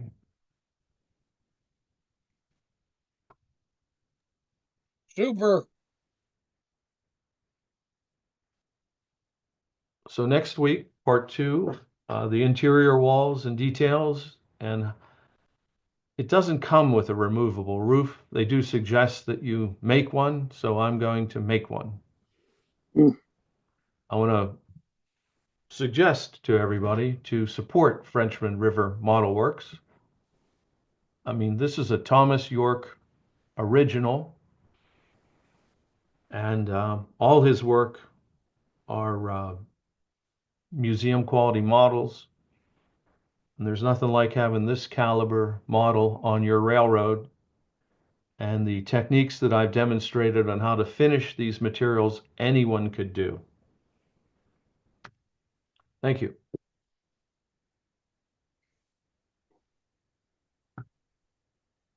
Any questions?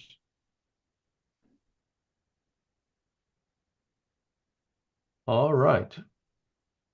Well, next up. Next, it's me. Pardon me? Nothing. Next up, we have Steve Sherrill. What do you want to talk about? And the subject is model railroader or railroad modeler. But before Steve goes on, I'd like to feature something on our New Tracks Facebook page.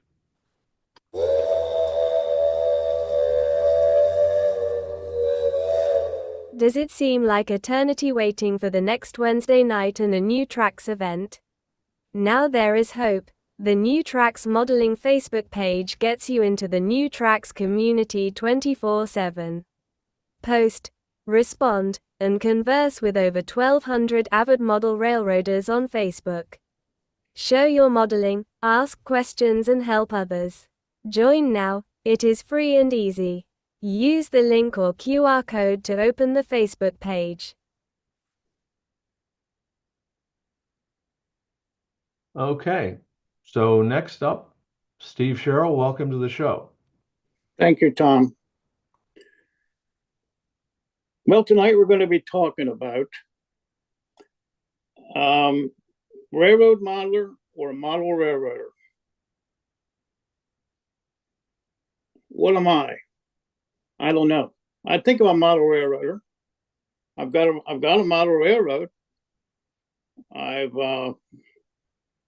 It's modeled after a railroad, not a real railroad, but in my mind, it's got exact locations. Now, my definition of a model railroader is someone who has a model railroad, follows maybe a prototype, and just enjoys celebrating creating a model railroad. Now, a railroad modeler, in my opinion, is someone who doesn't have a railroad, but is a good modeler. Now, with that definition, where does that put Lionel guys or American Pliers? Are they just electric train operators, or are they model railroaders? If you have an opinion on this, I'd like to hear it. You know, maybe some clarification. Help me out. On my segments, I usually ask for volunteers to give me some of their input. So, in other words, if I ask Greg Cassidy, Greg, what do you think? I don't know. I've never thought of much of a difference between that. However, I do know a lot of people who build a lot of railroad models and don't have a layout or plan to have a layout in the future, and they're building items for it. So I guess if you had to pin down a definition, they would be railroad modelers because they have not put together their model railroad, whether they plan to or not. Well, I think you will agree. It doesn't really make any difference. We all have a common interest, and it's probably the interest that brings us together, whether we have a layout or not. You know, I think it's important to not really distinguish but in our conversations, it comes up quite a bit when you'll say, well, Greg Cassidy is a great modeler. And somebody else say, well, but he doesn't have a model railroad. Like, I know that you have a model railroad, so I just use that you as an example. But you know, you've been in those conversations, and you know that it's a distinction between the two terms. And I don't know. You know, I like to think that everybody is a model railroader who does anything with model railroads. Well, I know a number of people, a couple personally and others that I know of, who are incredible machinists, and their joy is scratch building locomotives out of metal. And they're definitely railroad modelers, in the sense that they're building a model of something that is railroad related.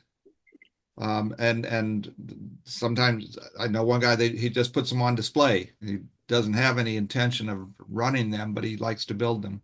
Yeah. So, Steve? Yes. I personally classify myself as a railroad modeler. Okay. The reason why is I don't have a layout. I've started several and never gotten very far building them because I just like to build models. But the other thing is I really have no interest in running trains. And some of the other things that having a layout and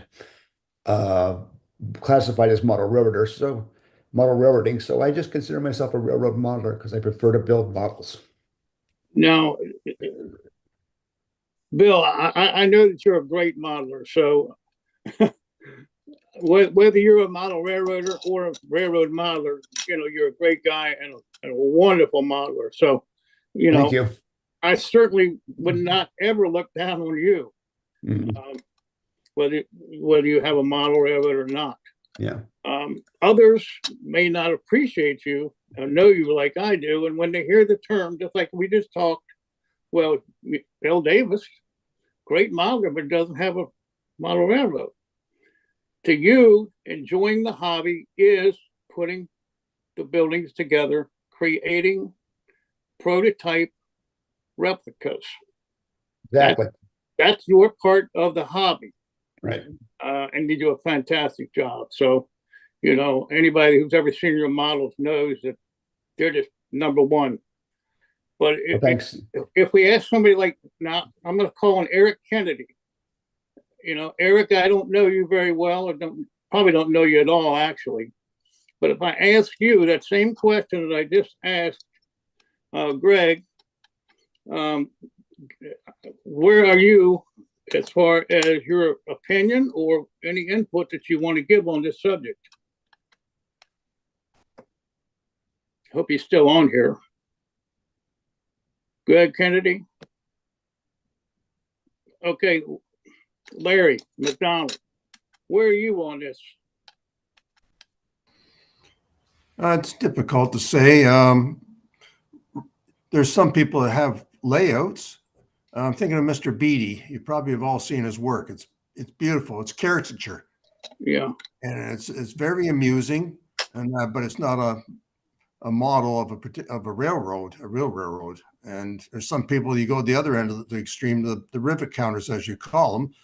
But I think sometimes it's a little unfair, but they try to duplicate the best they can in miniature a portion of a particular railroad, New York, Central, Pennsylvania, whatever. Yeah. And then there's those that just either you don't have the room or you don't want to have a model railroad. I know a couple of guys have built model railroads and don't run them. All that the railroad, they felt they had to have a railroad, a model railroad, to qualify as a model railroad modeler. But it's a platform for their beautiful models, and they build models. They take them to conventions, winning first place many times, and bring them home at some place rather than just put them on a shelf, install them in this layout. And so the layout is a static display, but it could run. It's wired and everything. But so where you really stand, I think it's where your enjoyment comes from. Yeah. Well, one of the aspects that we are experiencing, I think, is the modular railroader. like Phil, I'll call on you because I know that you're into the modules. Your layout will contain the existing modules that you have. You're just going to add on until but you also are a great modeler also. So I don't know where you are on this. Yeah, Steve, I think it's, to my mind, there's actually a more basic question, which is, why did you choose to become involved with quote unquote model railroading? Right. And I make the argument that I think most people come into our hobby one of two ways. They're either a modeler who got tired of building static models and decided they wanted to see models move, and decided that models based on railroads was a great way to do modeling. So they're really at their core, they're model builders, and they chose railroads because it was a great thing to model. I think there's the other side, which is people who are generally infatuated with railroads and see building a model railroad as a way of extending that infatuation into their lives. I mean, what's interesting is that, if you do layout tours, how many of you have been to a layout that everybody would call a plywood Pacific? Yeah. But when you talk to the guy who built it, what you realized was he's interested in operations. He's incredibly interested in railroads. He is very infatuated with railroads. He's amazed by how they operated, the processes they operated in, and the models are not that important. Only the models that are necessary. And once you get past having engines, locomotives, and track, the industries can just be cardboard boxes for that matter, because from the standpoint of doing an operating session, it's almost irrelevant. So, I think that the question that's a really interesting question is, and you actually got onto, is why do you build a layout? Is the layout there to watch trains run? Is it the layout there to operate? Or is the layout there primarily a place to show your models and demonstrate, you have your models be, in that environment? But in the end, I think I kind of think it's all model railroading. It's just a little bit different aspects within it. And I think it's a bit pejorative to say that someone who doesn't have a layout is not a model railroader. They may be just as infatuated. I think the really interesting question would be to ask is, when was the last time you went on a rail fan trip? I mean, that's another interesting question, right? Which is, if you are a model railroader and it's about railroads, do you go out and study the railroads? Do you go out and do that? Or, if you look at it, if I built a layout and it's totally imaginary, is that the same as building something that's based on the prototype, whether it's a layout or not? So in the end, I think it's a bit of a challenge to even describe that. I think we all get here from different places, and it's a great hobby to enjoy regardless of how you got here. There's no question. I mean, you have clubs that have members that don't have trains at all. They just want to be a member of a club in the group, and their experiences with the operation, as you say, is their fulfillment. Or they're into the electronics that is very popular now. All that is their inspiration, and they're not really interested in anything than hooking up the wires, and making it go.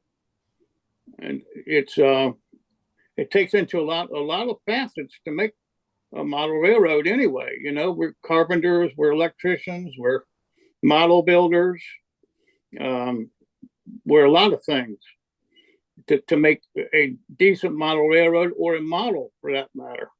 I think you can copy a structure as it is and make a prototype, or you can make it the way you want it to be, the way you think it should be.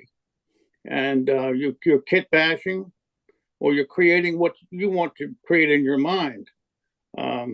That's what I enjoy about it, is the bashing of the structures, locomotives, cars, things like that. Maybe things that aren't, prototypical at all. But it's a great hobby. Well, that's what I was going to say to you as well, Steve, is that, there's subgroups within model railroading. I've noticed there's prototypical model railroaders, there's freelance model railroaders, there's operational model railroaders.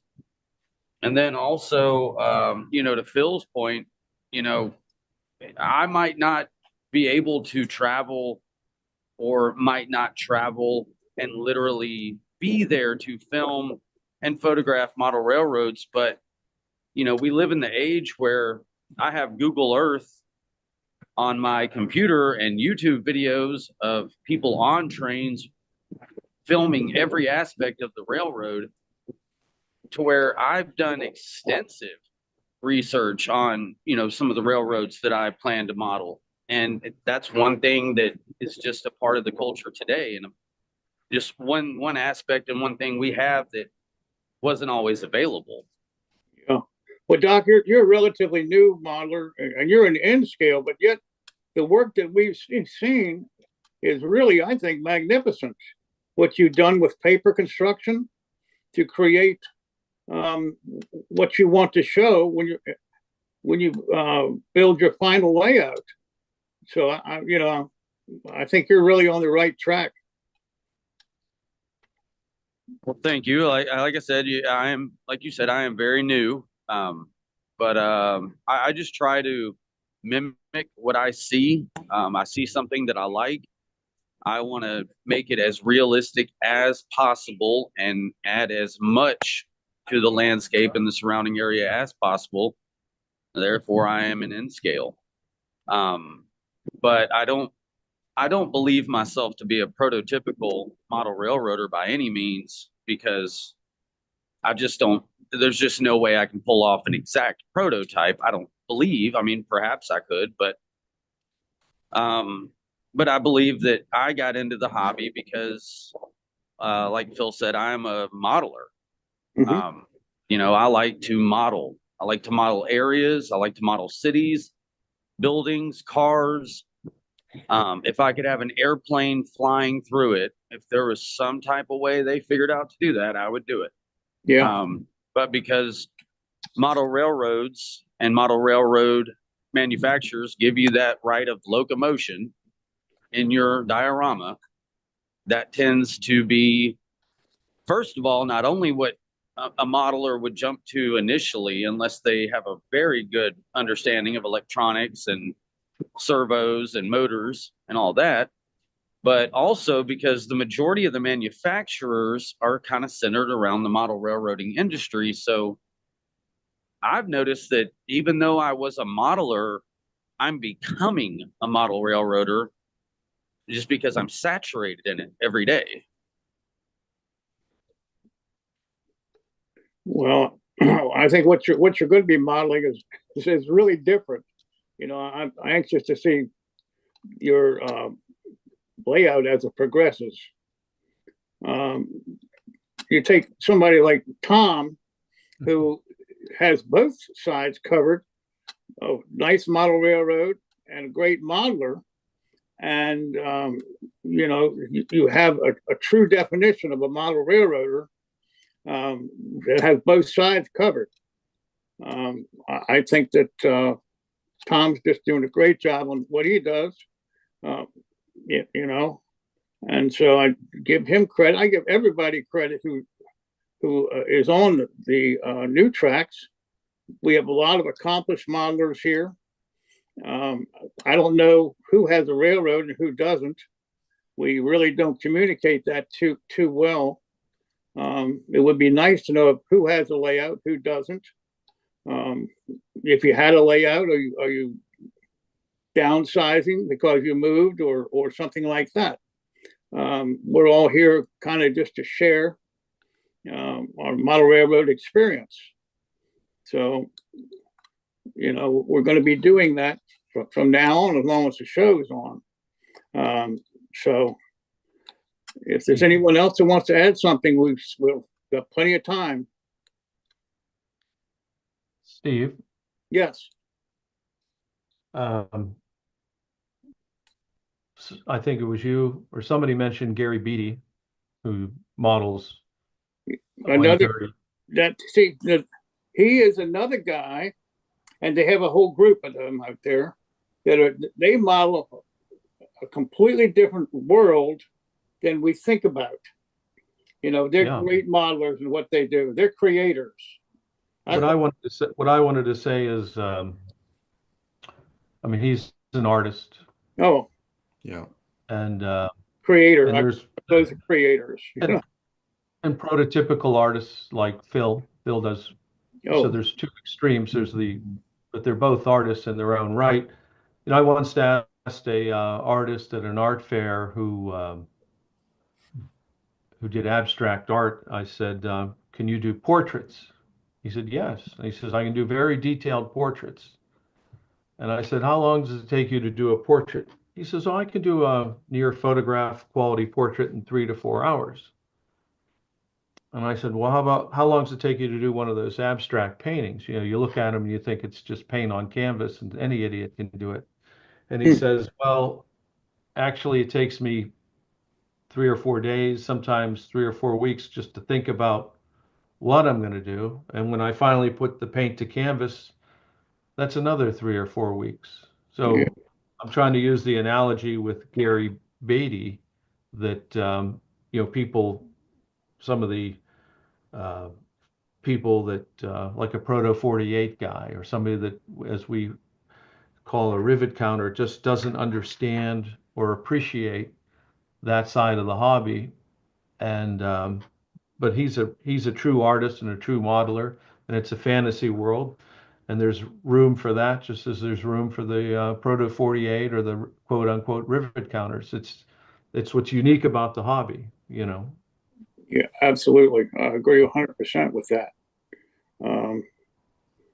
One of the future episodes we're going to put on here, the segment is going to be about building older kits out of plastic.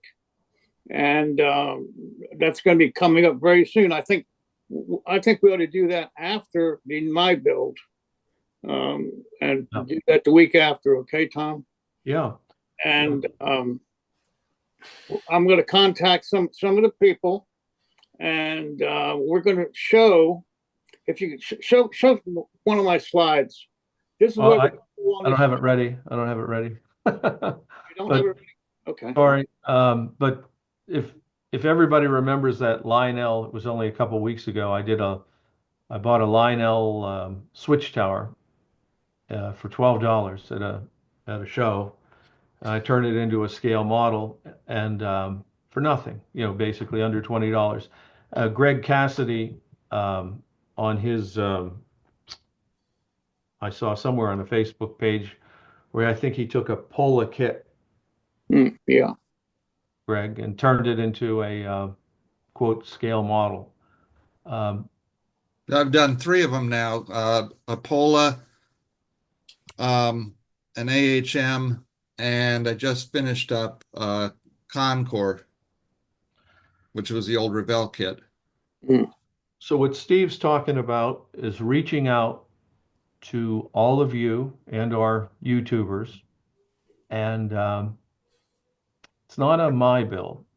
It's not competing with the my build. It's really show us a picture of taking one of these classic plastic kits. It can be an old one, probably will be an old one, but what did you do to it to make it your own? You kit bashed it.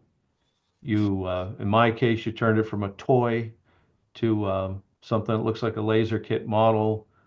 Greg's got 3 of them in that vein. It covers a lot of things. One, every time I go to a train show, a major train show like the Great Train Show, there are tables full of these. I mean, they're mostly HO, but there's some O scale and certainly N scale, probably second in line. Tables of these pre-built kits. They're typically, sometimes they're not even painted, but they're cheap, $2, $5. And you can buy one of these and turn it into a really outstanding model. We want to see if you did that on your layout and what that looks like. Is that right, Steve? You want to? That's exactly what we want to do. Yes. We think we think it would be interesting to get participation from people that have not participated in the show, that either have these on their shelf or have it on their layout. You know, was it a kit that you had as a child or as an early model railroader and you pulled it off the layout, updated it, scratched, kit bashed it? It just would be fascinating to see, as this would also appeal to the youth that may not have the discretionary spending that some of us might have. A good way to get into the hobby and get into it, realistically. So, Yeah, there are a lot of people who have done really fantastic jobs with these models, and they've just used some of the old time kit bashing techniques. Things that we have progressed beyond with the kits that we're doing today that were quite effective. I think Martin is probably a master at taking these old kits and producing pretty nice models out of them.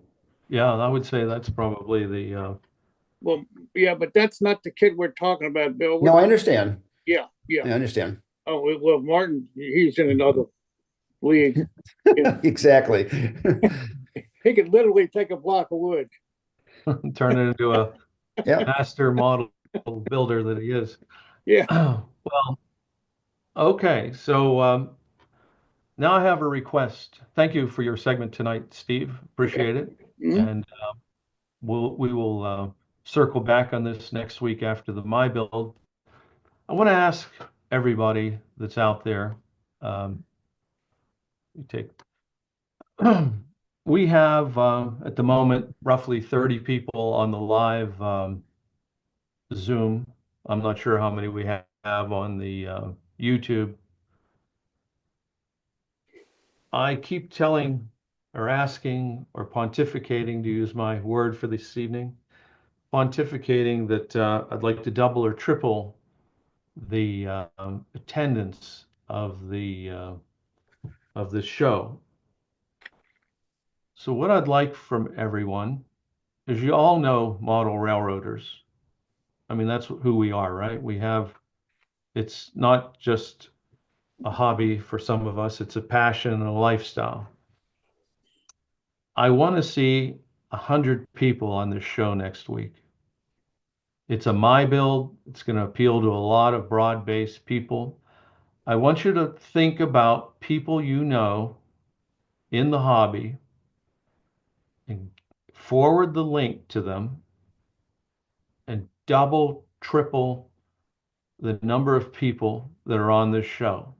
Because I have a feeling that once they see,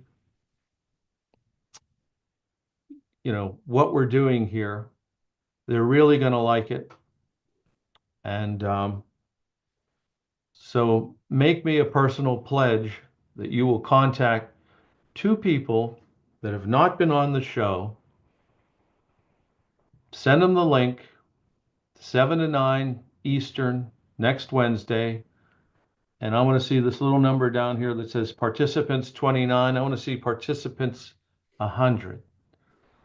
So that means you need to get 2 or 3 people personally invited, because that's how it works. It's like sales. We call it the sales funnel. The more people you ask, the more that'll participate. So do me that favor. The staff of the show put a lot of time, effort, and energy in this, and it'd be nice to see it grow, because it just makes it a stronger program and more likely that we can grow our scholarship too. Okay, so enough of that. I'd like to close the show now. Father Ron is the tradition in closing the show, and Father Ron is a world-class modeler himself. I love riding him on this. And we're going to get him on the show again with some of his great scratch building. But for now, let's just close her up, and then we'll have our caboose. Thank you, Father Ron, for sticking around. Creator of the world, As modelers and makers, we recognize the intricacy and beauty of our world. We thank you for the vision and the artistry you have given us. Continue to bless us with your creative spirit. Amen. Thank you, Father Ron. Before we do the caboose, let's quickly run the New Tracks donation.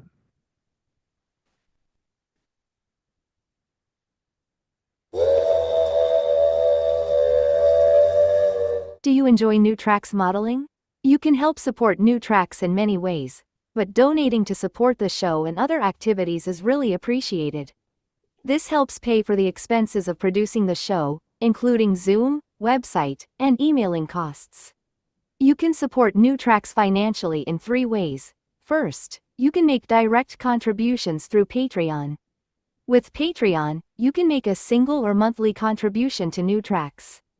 You can also contribute through YouTube by using super stickers and super chats to donate. Finally, when you watch a YouTube replay, letting the ads run will increase the payout to New Tracks. Thank you for supporting New Tracks modeling.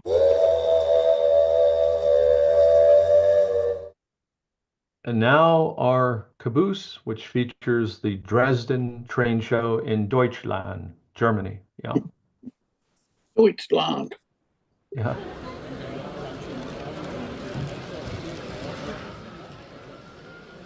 So this is a modular show, and I was just incredibly impressed by the quality and detail of the modeling here for something they're taking out to a public show.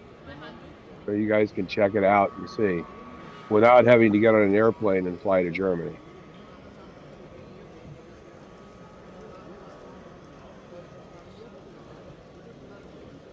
Bill, what size are the modules? I don't know much more than what you see in the pictures. Okay. Looks like they're about, somewhere around a meter deep and a couple of meters wide, I would assume. So, 2.5 to 3 feet, 6 feet kind of things. Mm-hmm. You kind of see there's not a lot more detail than that in them.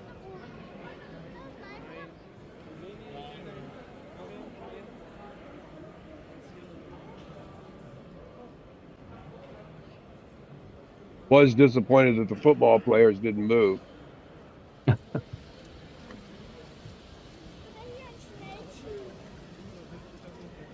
Functional bridge. That's what that said.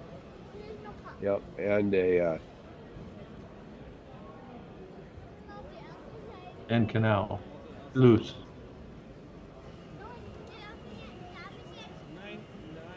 The bridge moves because it's a lock. Yep. Yeah. Look at the doors on the lock. Yep. Does the boat go up? See if the, Yes. see if the boat. Yeah, look at that. Only in Germany. Well, it's a nice precursor to the My Build in the Month for animation too. See some good animation like this.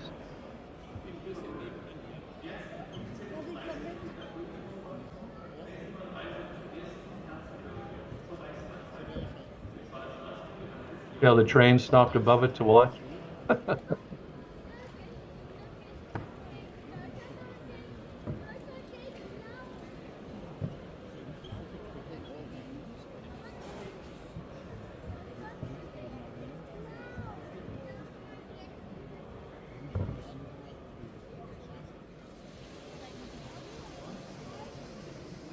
But you kind of see there how wide they are. There's kind of different widths. It looks like kind of almost a Primo style setup. I think the first cable stayed bridge I've seen. Amazing. Weil nicht so viel Platz war. Nee, wir haben uns jetzt, als wir die Größe dieser Anlage entschieden, es muss ja irgendwie handelbar sein, ja? Ja, ich mag einen Haufen Leute. Ja, und halt auch ein paar Technik. But it looks like HO scale, so. Wie viel? 11. 11, die haben das jetzt abgebaut. 11. Ja, wir waren zu 9 beim Aufbau. A lot of animation. Yeah, one of the things that impressed me was just how much animation there is in these modules. I'm going giddy over this. Yeah. And then just so you don't think that it's all that real heavy duty European modeling, you have something like this. Yeah. Same show. Looks like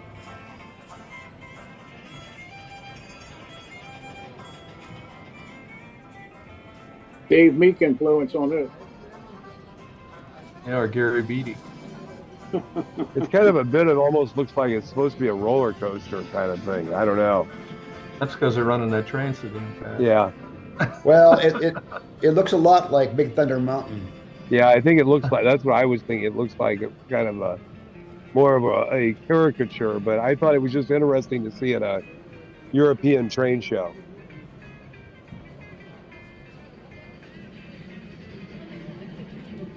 Whoa, hello.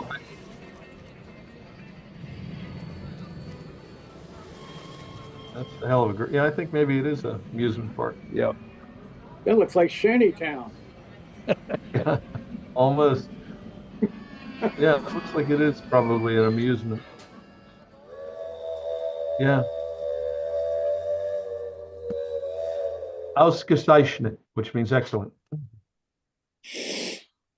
So thank you for all the presentations this evening. Another very entertaining show. And don't forget, everyone, ask. We want three people. We want three people. We want three people.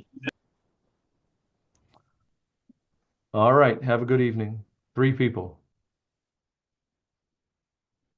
Here, I'm muted. Sorry.